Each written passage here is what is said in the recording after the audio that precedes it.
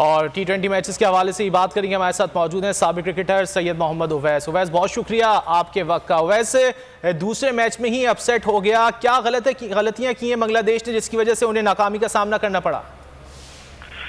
देखिए, वो इसलिए कहते हैं ना, क्रिकेट एक फनी गेम है। आपको कुछ पता नहीं लगता कि कब आपका जो पासा पलट जाए। और स्कॉटलैंड ने जिस तरीके से कल खेला है, खास करके आप उनके अगर बैटिंग जरूर मैं कहूंगा फ्लॉप रही है, सिवाय ग्रेविस के उन्होंने बड़े अच्छी 45 रन की अपना इनिंग्स का शानदार आगाज किया था। लेकिन एक बताना चाहूँ मैं स्कॉटलैंड के हवाले से कि ठीक है, लोगों को बांग्लादेश का पता है क्योंकि ऑब्वियसली वो एक परमानेंट मेंबर है आईसीसी का, कि वो बड़े टूर्नामेंट्स खेलता है। लेकिन स्कॉटलैंड एक नॉन टेस्ट नेशन जरूर है, लेकिन इनके लड़के जो उनसे हैं वो प्रोफेशनल काउंटी खेलते हैं, टॉप पेड काउंटी प्लेयर्स हैं। तो उन्होंने कल वो दिखाया भी। बांग्लादेश का थोड़ा सा मुझे ये चीज लगी कि शायद उन्होंने आसान लिया था स्कॉटलैंड को।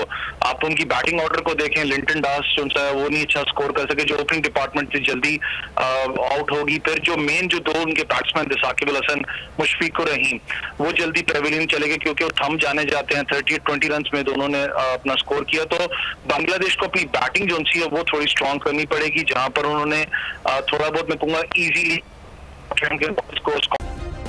सब्सक्राइब करें और बेल दबाएं ताकि कोई खबर रह न जाए।